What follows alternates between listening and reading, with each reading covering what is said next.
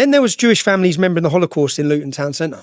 They had to barricade themselves inside the town hall as the groups of Mujahideen, Al Mujahideen, which wasn't a prescribed terrorist organisation, which now is, come and started attacking. And there was little kids all crying. This was a major playing mosque in Luton, the Wahhabist Salafist mosque. When the world is turning on the Jewish people, where anti-Semitism has risen to levels that we haven't seen since before the Holocaust.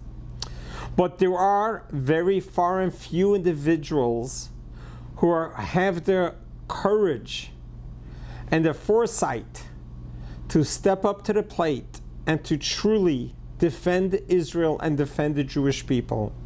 Mr. Tommy Robinson will share with you an amazing interview of his journey, how he grew up, what he was exposed to as a youngster, what he has seen what's happening in England, in the United Kingdom, and his first perceptions of Judaism and Jewish people, and where it brought him today. Please listen in to this amazing interview. I think you would be very well inspired. Kindly subscribe to this channel so that a little bit of light can continue on spreading a lot of light to dispel a lot of darkness that's out there. I mean, you've received a lot of criticism from the right for standing with Jews. Jews love you for it, not least because there's like no one else to cling to. If you're a Jew in this country, there's 200,000, there's hardly any Jews left in the country. And most Jews now, they're looking at you and going, thank God there's someone who wants England, is supporting England, but also the Jewish people who are English. And it would be a lot easier for you to just not speak about that. Is there an extent of it just being my enemy's enemy is my friend, the enemy of the Muslims in a sense, that's my friend? So I grew up in Luton, and as I grew up, I'll give an example. I've done this before. I went to, there's a Jewish covenant, with all the ultras. The Hasidics. The Hasidics, yeah. Out by Lily. And that's when we were kids, we were little shits, when I was 11, 12, 13. So, and we used to go and people would get chases, and I didn't even know that they were Jews, but you'd get chases off whoever you could get chases off. Chases off throwing stuff, knocking on doors. Oh, and if there's a fellow with a beard and a hat and pretty all weird that, living in the woods. Pretty weird living in the woods, So everyone go down there. I remember we was there once and my mate, who's a Muslim, was letting off a flare gun, letting off flares. And he said, my mum would be so proud of me. And I looked and went, what? I said, my mum would fucking kill me. Why would your mum be proud? He goes, Jews, fucking Jews, I was like, and I didn't know much at this point. Then, and this is one example. Then there was Jewish families remembering the Holocaust in Luton town centre.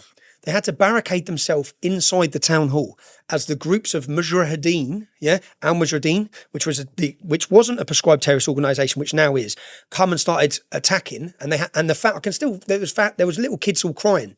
The Luton Islamic Centre, which is the main radical jihadist mosque in the town, which was where Khalid Massoud, the Westminster Bridge attacker, he was registered as a school teacher there. It's where the Stockholm bomber went. This was a major playing mosque in Luton, the Wahhabist Salafist mosque. That's the old synagogue. I've watched, there's no Jews left in Luton. You can walk, I'll tell you what, get a skull cap and go walk through Berry Park, see how you get on. It's a no-go zone for Jews. So I've seen all of this. And then I understand and I listen to, for example, Hamas on October 7th. On October 8th, what did they say? We're not coming for Israel, we're coming for London, we're coming for New York, we're coming for Rome.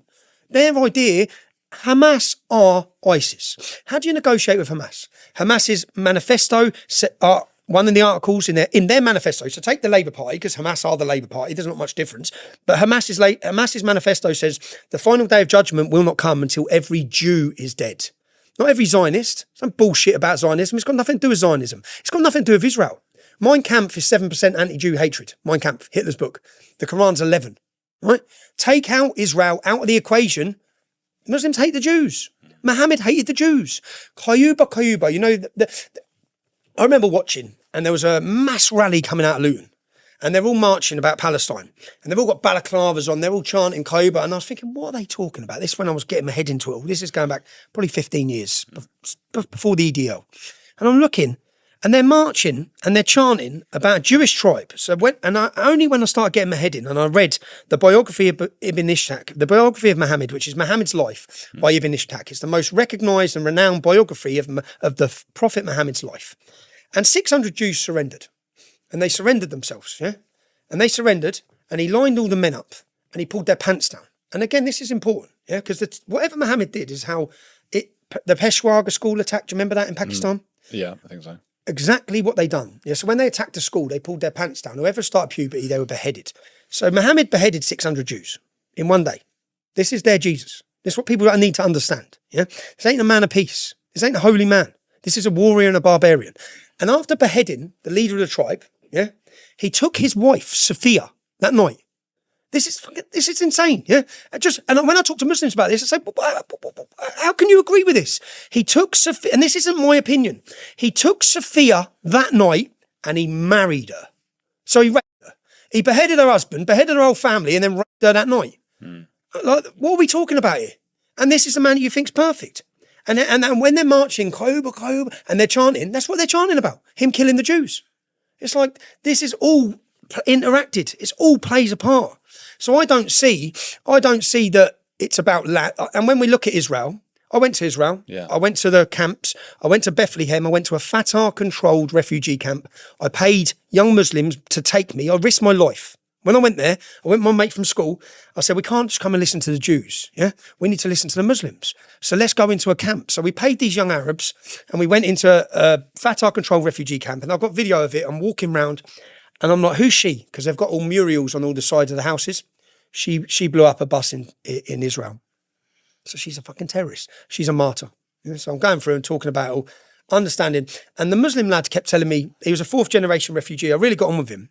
When I got back to Israel, to the safe zone, because in Israel, there's all parts, do not pass here. Yeah?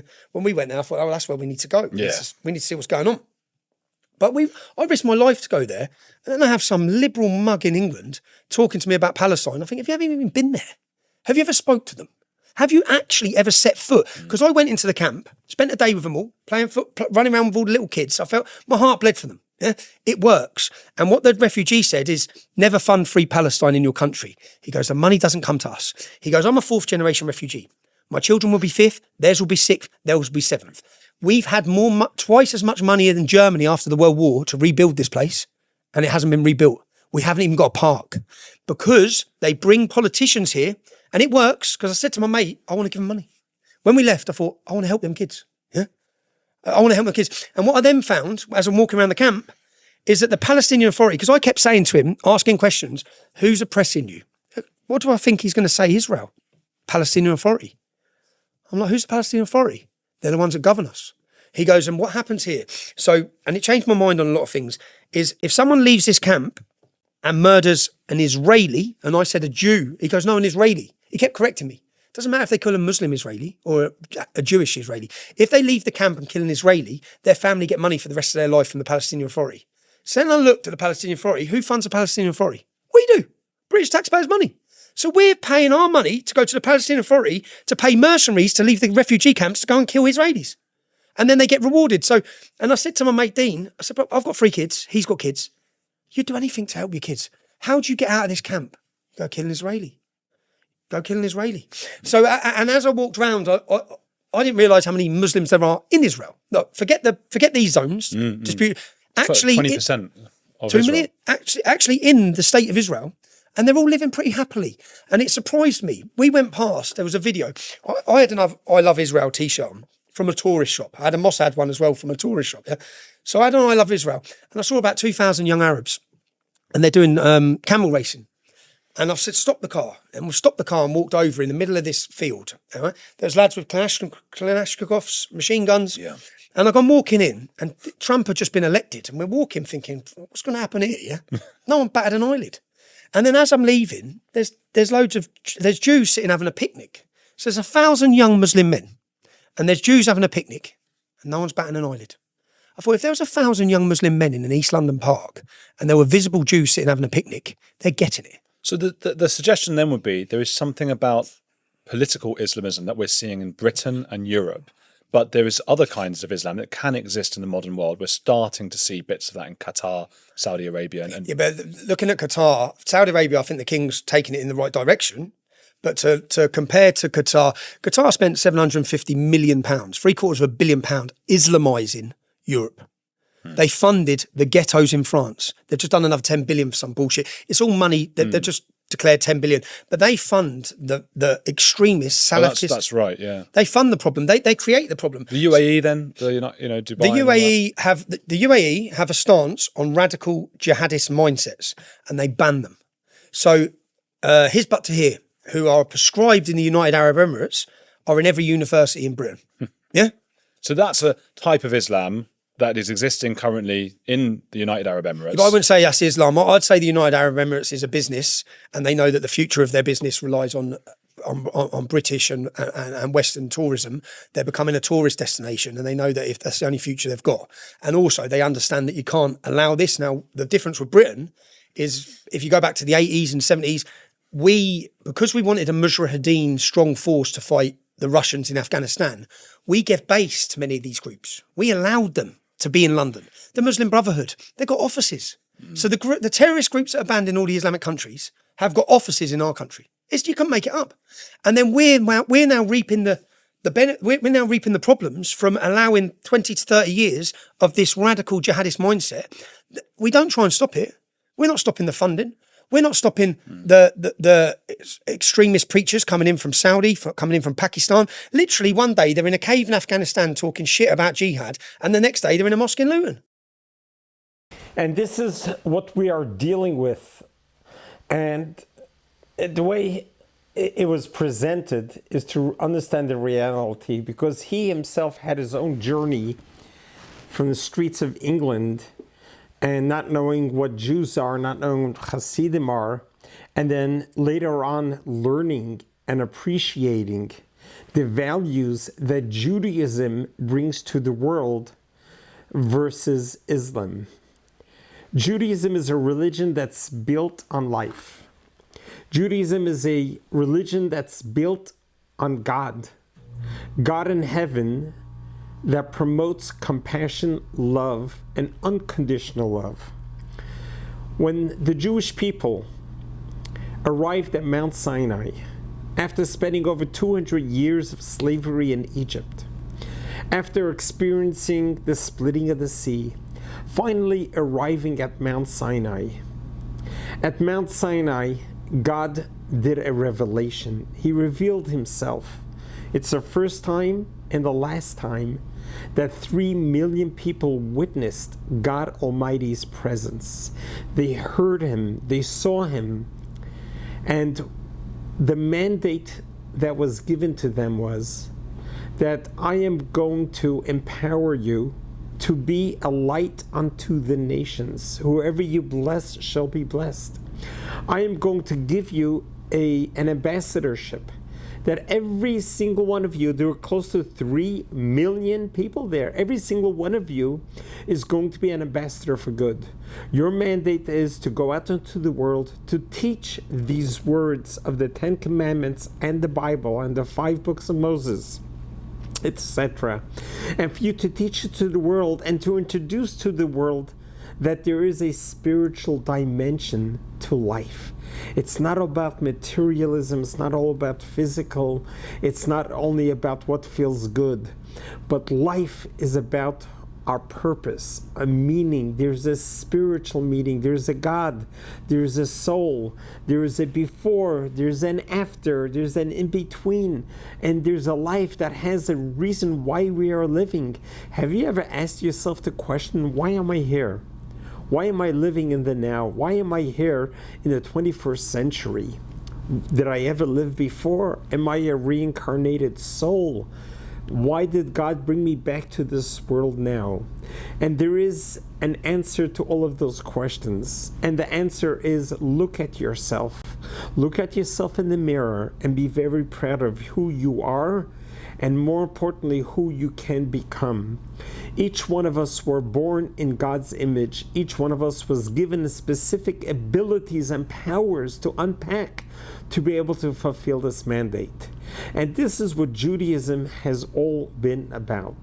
Judaism is about bringing life to the world, bringing kindness to the world, bringing light to the world.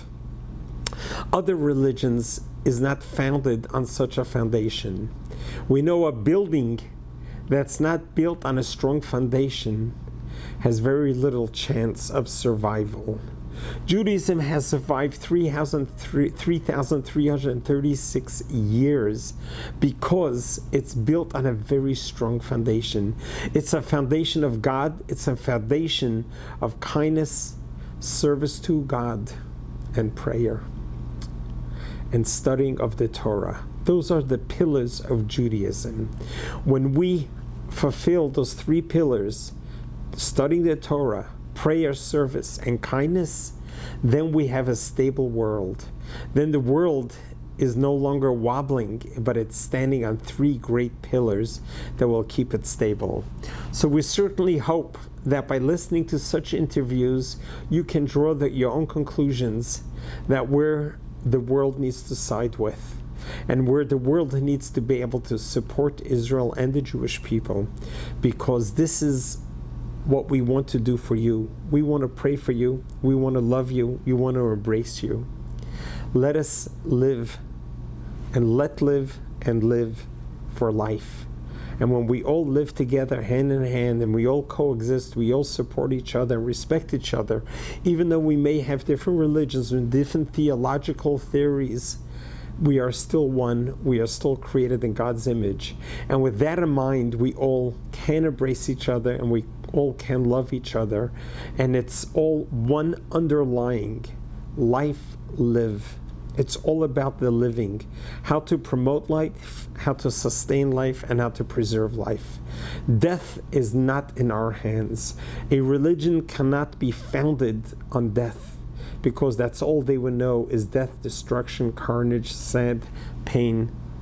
And this cannot sustain itself. The world can only sustain itself with the two words that's recorded in Deuteronomy: live within this world. It's all about life.